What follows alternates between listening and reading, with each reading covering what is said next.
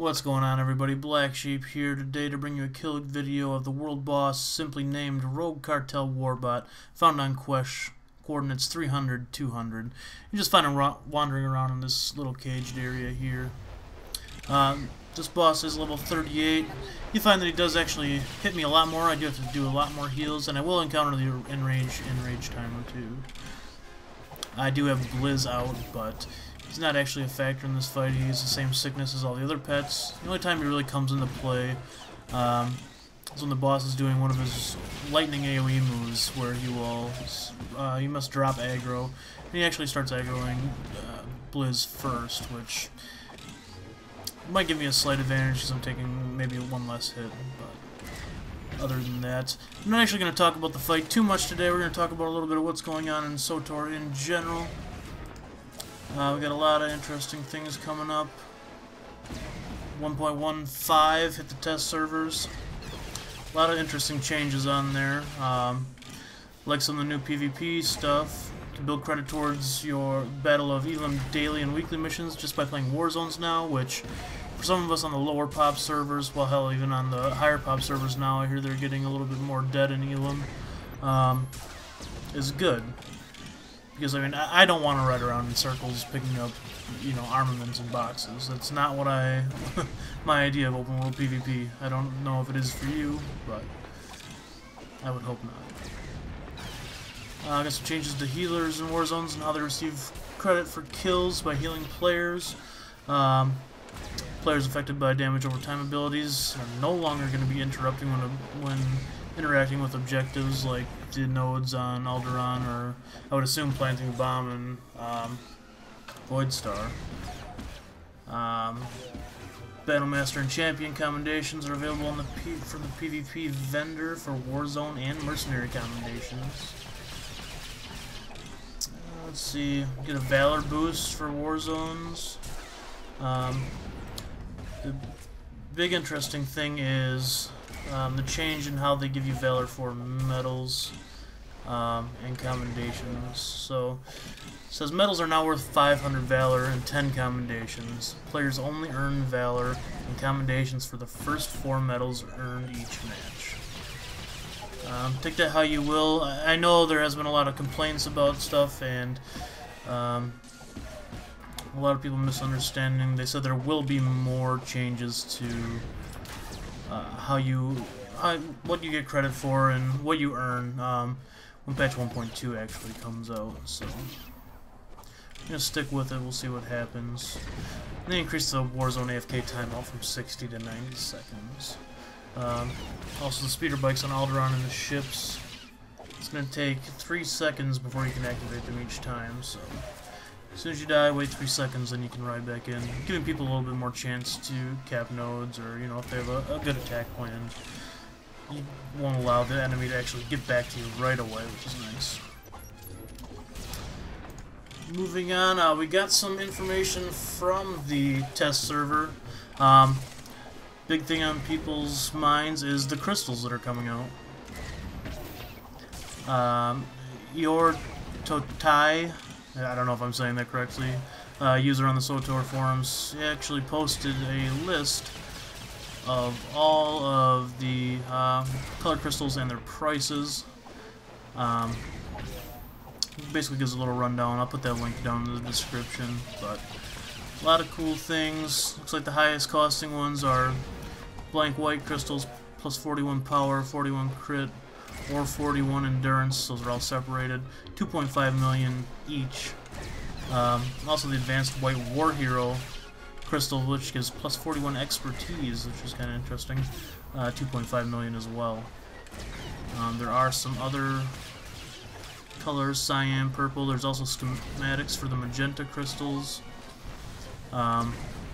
Now certain crystals can only be bought by certain levels, so plus 31 stat crystals require at least level 47, plus 41 stat crystals require at least level 50. It also says that whatever color your faction already has, so the red for Imperial and blue for the Republic, those will cost you 125k credits, but if you want to buy a color that the other faction has, it will cost you 250k credits.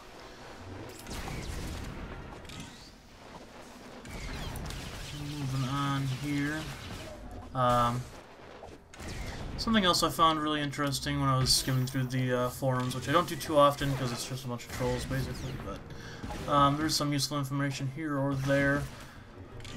iWipe posted some data about server populations, taken from Dolphy.net. Again, I'll post that link in the information as well. Estimated around 71,646 concurrent players on 79 PvE and roleplay servers. Let's see.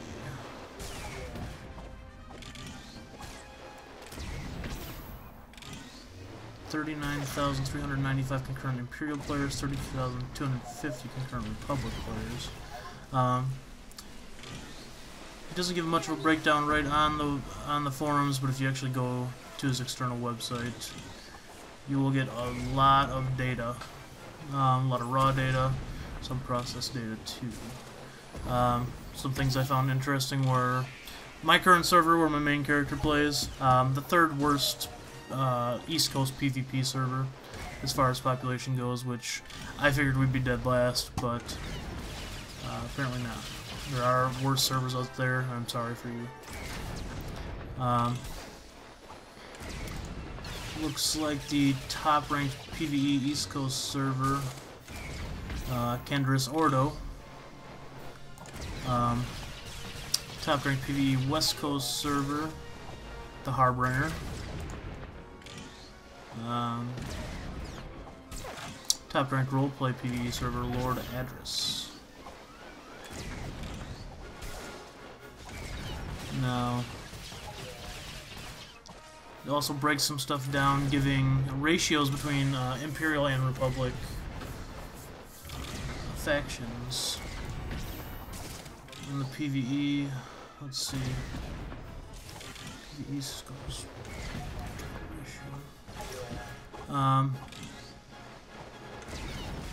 So lots and lots of raw data here. Lots of things, lots of charts. Lots of stuff to look at, so they have a full server distribution list with every server on it, which seems like a lot to process just looking at it. But again, that link will be in the description or in the info as well. I am excited for patch 1.2 to come out sometime. Like I said, Elam is pretty boring for the low population servers. So basically, once we're done with our raids, I mean, we PvP so much on our mains, and you know, I've got 5 alts, none of which are max level yet. I get bored with them after a while, and I keep switching, going around to different ones. I don't know about you guys, but let me know how many alts you guys are playing, how many max level alts you have, and if you find that you don't feel there's enough to do, at least at this point. Alright, back to this fight here. You can see that the boss has enraged. Doing a lot less damage to him at this point. See something interesting, just keep watching. Watch when the boss gets down to around 10% or so. You'll see something funny happen.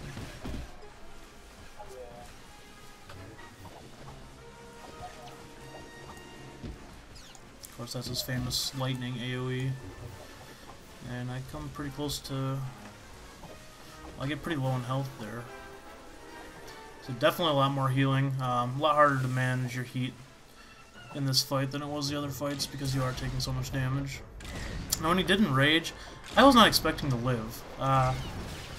You know, I figured a couple hits and he was going to take me down, but he really wasn't doing that much more damage to me. At least I didn't think. Than before. I don't know if he has terrible accuracy or what, you know, I don't know. But slowly eating away at his health, very slowly now.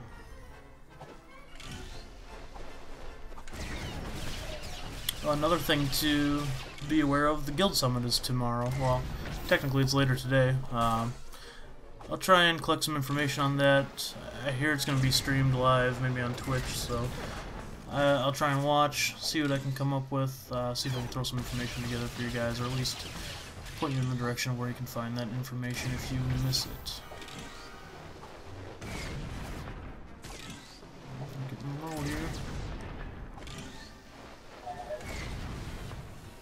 Another AoE phase here.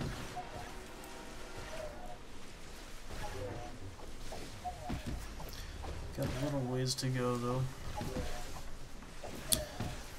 Also, if you guys wouldn't mind, send me some comments of things you'd like to see as far as SWTOR videos or Terra videos, anything you can think of, and I'll try and work on those. Haven't posted a ton of videos lately. I've been busy with work and IRL things, so trying to get back in the swing of things, post up some videos. Always, pretty much every day I'm streaming live, twitch.tv/blacksheepgaming, so come check it out. I'll probably be in an alt if it's not a Wednesday or Thursday night. Those are our raiding nights, so be leveling an alt, PvPing. I have an assassin, a scoundrel, sage, an imperial agent, which I haven't decided if it's going to be a sniper or not. I think I am, since I already have the scoundrel on the Republic side. And also a Jedi Sentinel. Highest level alt, level 29 assassin. I think my Sentinel's level 25, maybe 26 now. Can't remember. Like I said, I spread them out. I don't consistently play one or the other, so I do want to work on getting the assassin leveled though, so I can start putting together a second raid group, or at least running with our second raid group. They don't always have people show up for the raids. A couple of us are trying to do that now. We'll be raiding twice a week then on SWTOR. We'll have a video, basically an about me video or an introduction video. I didn't really do that when I started this channel, so I want to get that out there. I'll tell you a little bit more about me and things I expect to accomplish, things you'll see from me in the future.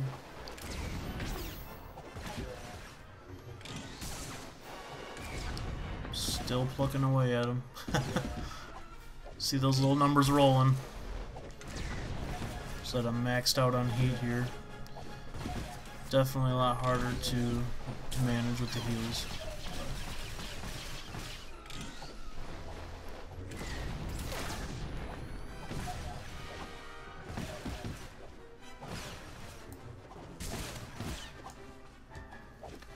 Should be coming up here. I'm gonna throw some heals. Got really low on health right there.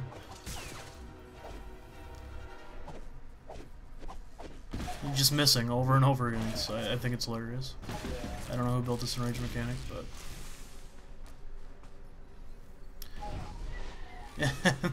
and he falls over. You can see he's tried to start another AoE lightning phase. I don't know if I just outlasted this timer or what exactly happened, but thank you everybody for watching. Like I said, I'll have a lot more videos coming out. An about me video, more Terra videos, more SWTOR videos. Anything and everything in between. Let me know if there's anything specific you guys want to see. Again, I stream live pretty much every night.